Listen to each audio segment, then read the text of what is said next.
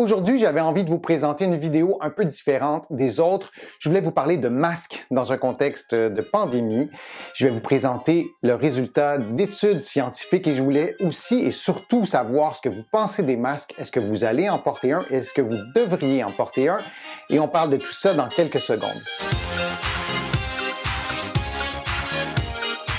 Je suis Denis Fortier. Si vous êtes nouveau ici sur ma chaîne YouTube, je vous conseille de vous abonner en cliquant sur le coin inférieur droit de l'écran. Je vous invite aussi à vous abonner gratuitement à mon infolettre en visitant mon site web, le www.denisfortier.ca. Maintenant, les masques. Qu'en est-il des masques? Il y a plusieurs types de masques. Il y a des masques chirurgicaux. Il y a les masques qu'on utilise aussi dans un contexte bien précis dans les hôpitaux et ces masques-là changent de nom si vous êtes d'un côté ou de l'autre de l'Atlantique. Ici, on appelle ces masques-là les N95. En Europe, vous les appelez les FFP2. Et on parle de plus en plus des masques artisanaux, des masques qu'on se confectionne soi-même ou qu'on peut se procurer en boutique ou qu'on peut commander sur Internet. Est-ce que ces masques-là sont vraiment efficaces? Est-ce qu'on devrait vraiment les porter? Est-ce que c'est de la perte de temps de porter un masque qui, selon certaines études, est inefficace? Par exemple, il y a une étude qui a démontré que ces masques-là qui étaient faits à base de coton, par exemple, qui étaient vraiment en tissu, confectionnés de façon artisanale, laissaient passer jusqu'à 97% des particules, c'est beaucoup, contrairement aux masques qui sont utilisés dans les hôpitaux qui laissaient passer 44% des particules. Il y a une grosse différence d'efficacité. Lorsqu'on creuse un peu plus, on s'aperçoit que cette étude-là a été faite dans un hôpital, cette étude-là n'a pas du tout été faite auprès d'une population et encore moins dans un contexte de pandémie. Et une des compagnies qui a subventionné l'étude produit elle-même des masques, notamment aux États-Unis, pour les hôpitaux. On peut penser qu'il y aurait peut-être un conflit d'intérêts. On peut prendre donc cette conclusion-là de l'étude avec certains bémols, notamment parce qu'elle n'a pas été réalisée auprès d'une population, mais bien dans un hôpital. Donc, quand on évoque cette étude-là pour dire que les masques sont plus ou moins efficaces, les masques artisanaux portés par une grande population dans un contexte de pandémie, on ne peut pas tirer des conclusions en s'appuyant sur cette étude-là. Aucune étude n'a été faite en ce qui concerne les masques artisanaux sur une population dans un contexte de pandémie. Donc, il y a une variable inconnue. Et je pense qu'avec la situation actuelle qui se déroule, et on peut penser qu'on en a pour plusieurs mois, sinon encore davantage à combattre ce virus-là, je pense que le principe de précaution devrait prévaloir. Est-ce que ces masques-là sont dangereux, sont nocifs pour notre santé? Bien sûr que non.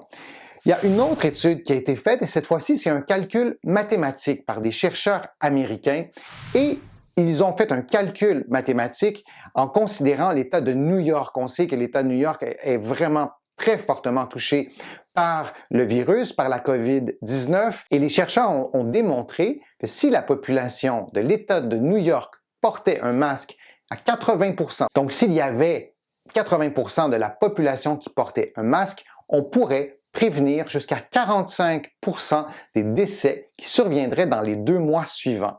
C'est énorme, c'est beaucoup de morts évitées.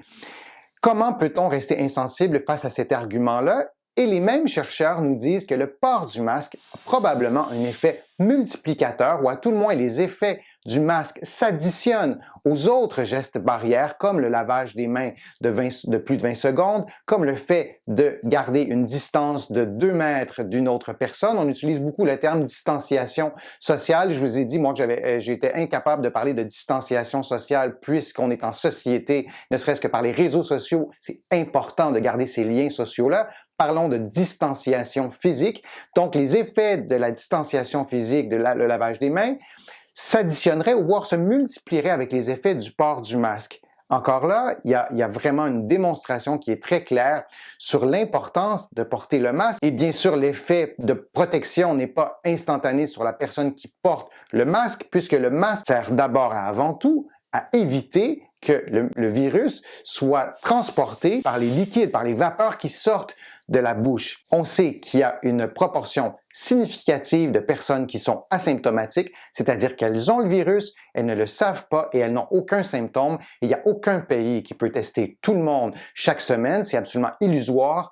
C'est impossible de retrouver, de retracer les personnes qui ont le virus et qui sont asymptomatiques et qui sont à risque de le transmettre, qui ont une charge virale suffisamment élevée pour contaminer d'autres personnes. Et il y a aussi les personnes qui sont présymptomatiques, c'est-à-dire que ces personnes-là ont le virus et qui vont développer la maladie dans les prochains jours. Donc, ces personnes-là sont aussi contagieuses, peuvent transmettre le virus et le masque permet donc de limiter la contagion. Et si on prend ces chiffres-là qui ont été calculés pour l'État de New York, c'est absolument impressionnant de voir la quantité de décès qu'on pourrait prévenir. Il y a un argument qui ne tient pas, que j'ai beaucoup entendu et j'aimerais savoir ce que vous en pensez de cet argument-là. Peut-être que vous êtes d'accord avec l'argument. Porter un masque diminuerait notre vigilance en ce qui concerne les autres gestes barrières, comme se laver les mains, comme ne pas porter ses mains au visage, comme le fait de ne pas garder une distance de plus ou moins 2 mètres avec une autre personne dans un espace public. Est-ce que le fait de porter un masque diminue notre vigilance? Moi, je ne comprends pas cette logique-là. Et cet argument-là n'a absolument pas été démontré scientifiquement. Il y a même des experts qui pensent plutôt l'inverse. Le fait de porter un masque, c'est un peu comme une piqûre de rappel qu'on se donne à soi-même et qu'on donne aussi aux autres en nous rappelant qu'on porte un masque, ce n'est pas pour rien, qu'on est dans une situation de pandémie. Et bon, je pense que l'effet est plutôt inverse, c'est-à-dire de nous sensibiliser sur l'importance des gestes barrières. Si je fais une comparaison que vous trouverez peut-être un peu boiteuse, mais lorsqu'on a ajouté les coussins gonflables dans les voitures en matière de sécurité routière, est-ce qu'on a commencé à moins attacher notre ceinture de sécurité pour ça? Bien sûr que non. Au contraire, ça nous sensibilise sur l'importance de cette sécurité routière-là. Et bien sûr, le fait d'attacher sa ceinture de sécurité, les risques que je n'ai pas un accident de voiture aujourd'hui, ça ne change pas grand-chose. Mais à la grandeur d'une population, oui, il peut y avoir des effets et il y a des calculs mathématiques qui le démontrent.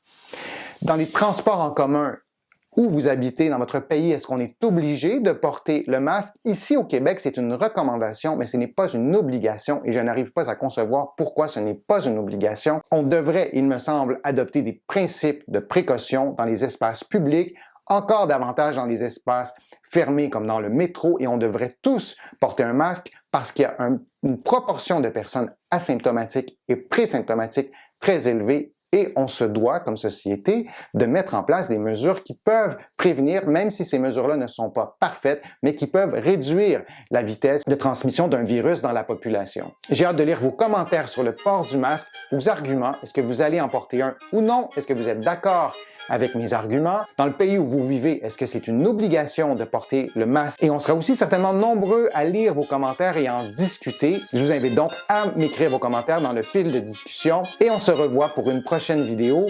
Je suis Denis Fortier. Je vous remercie beaucoup. À bientôt.